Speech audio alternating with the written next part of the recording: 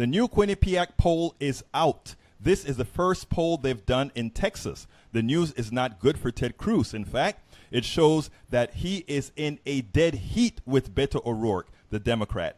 Today's show will start with Peter A. Brown. He's assistant director of the Quinnipiac University poll. Without any further ado, we have Mr. Peter A. Brown. Thank you so kindly for being a part of Politics Done Right today. I have a few questions that I want to come offhand with you. First of all, I understand that this is the first poll that you've done in Texas. If that is the case, why? Quinnipiac has been doing polls now for 25 years, but almost all of them east of the Mississippi. We don't get into our schedule or why we go to particular states, but we had never done one in Texas before, and this seemed like a good idea. It seems like a good idea to do it in Texas today. Okay, I won't ask any specifics of the of your polling methodology or why. Well, I will ask about your polling methodology, but I won't ask about specifics leading to why, when, where you do polls. Now, let me ask you. You just recently polled Texas. What races in Texas did you poll? We polled the governor's race, the U.S. Senate race, and also we had some questions about President Trump to try to determine his popularity in the state. And what did you find as results of Donald Trump's popularity in Texas? Donald Trump is perhaps a little more popular in Texas than the rest of the country, but he's overall unpopular by about 10 points. Mr. Trump's approval rating does vary from state to state, but Texas is one where he does a little bit better. He gets a 43% positive approval rating. That's a little better than in some of the other states by a point or two.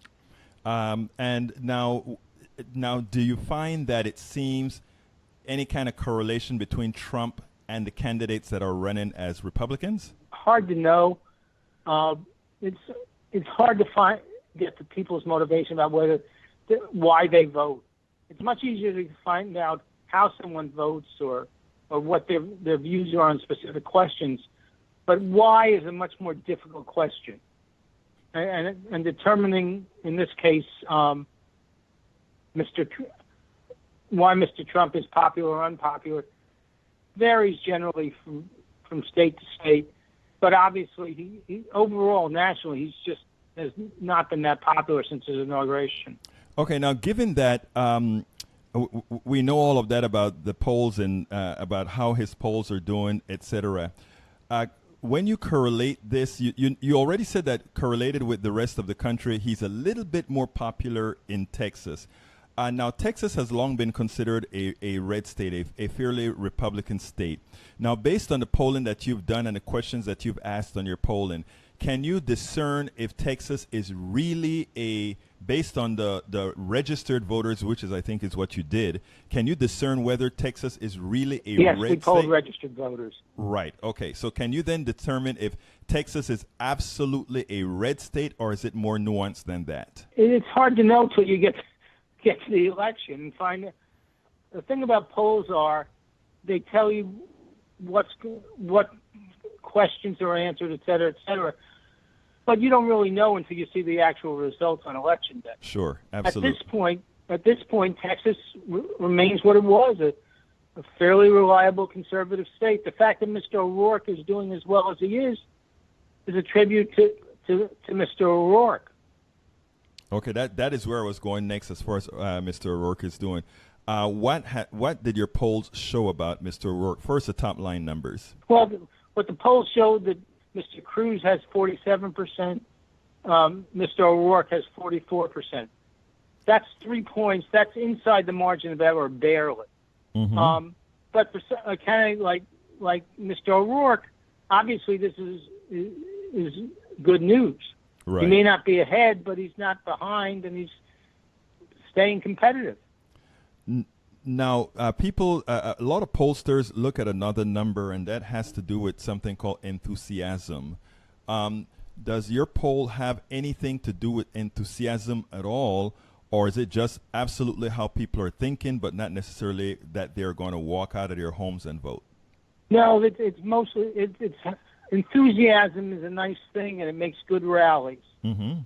but what matters is actual voting. You only get one vote. Right. Each person gets one vote. And the vote of someone who's enthusiastic is worth the same amount as someone who's not enthusiastic, as long as they vote. In other words, enthusiasm is a nice thing. It helps you raise money. Obviously, Mr. O'Rourke has done very well in the money-raising department. But enthusiasm can only take you so far. Right. Now, tell us a little bit about the internals of the poll now. What did you find? Well, we found that for instance, Mr. Cruz wins among Republicans. Mr. O'Rourke wins among Democrats. Mr. O'Rourke has a 14-point lead among independents, and that's key. If he can keep that margin of lead over Senator Cruz, that's good news for Mr. O'Rourke. It's interesting that, again, he has a 14-point lead among independents, but he's trailing overall. For a Democrat to win in Texas, he does need to win very much among independent voters. There aren't enough Democrats to win many statewide elections. But independents can make the difference for Texas, although it's been a while since Texas won a top-tier Republican race. Now, I looked at your numbers a bit, and I just had time to scan some of it because, as you know, you just released it at 1 p.m. Now, there's something that I don't quite recall. What is the gap between Republicans and Democrats? What percentage of Texas in your poll shows out to be Democrats, Republicans, and independents? 36% of the electorate is independent. 31% is Republican, and 24% is Democratic. Okay, so that is what it looks like as registered voters, correct? Correct. Okay. Now, I've always had, I've seen numbers like that before, and I know you don't go into some of these analyses, but it has always been curious to me that there is a majority of, Republicans shown as registered Republicans. How did you come up with registered numbers? Is that just a cross-section sample that you did, or did you look at our scrolls? No, what we did is we did what's called the random digit dial approach to polling. We have human beings making the calls, and they call random telephone numbers, not people, but telephone numbers. And that's where we get our sample from. Now, those random numbers, there have always been, when you talk polling as well, there have always been a question as far as whether you're talking about landlines, mobile lines, or, cloud lines. What are these? Right. We try the cell phone population number in a particular state with what is actually the number of people demographically. Gotcha. That is very important because, again, to get that, as you know, BS in, BS out is the sort of thing when it comes to polling, et cetera. And I really wanted to kind of nail down exactly how you came across the registered number because as somebody on the ground, the 24-31 disparity between Democrats and Republicans, being on the ground, it seems a bit different. I know we are a you'd hear the narrative about us being a non-voting state as opposed to being a red state. And I really want to start getting some hard numbers on that. And I think you've probably started that with correlating the cell phone population with the actual, and then randomizing it and bringing it into the registered domain. So I think that is very important. Now, I don't know if you can answer this or not, but I'm going to try anyway. This is the first poll that you've done on the race in Texas. The first question is going to be, correct, will you guys be doing more polls in Texas going forward, number one? Can you answer that or not? Yeah, we don't talk about our schedule. Next. Okay. I got you. Okay. Well, the next question then is, by the way, how many states do you poll right now, or is that a number as well? No, we poll in probably roughly a dozen states, although not all at the same time. Okay, great. Some years there are states we do, but we don't do them all every year. There's some states, for instance, Virginia, which elects a governor in the year after a presidential election, is we poll during that year, but often don't poll them again very often for the rest of the 4-year cycle. It depends, essentially. Great. Now, how did your poll do in the last election? Well, first the question is, what's the last election? The last election meaning the presidential race, 2016, let's say President Trump versus Clinton. Were you within the margin of errors? We were within the margin of error in Florida, but we did have Secretary Clinton ahead by like a point or so. Yeah, but that's she won by a point or so, and it was within the margin of error.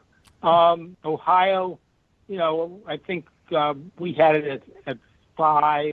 It turned out to be 7. That's certainly within the margin of error. Trying to think what other states.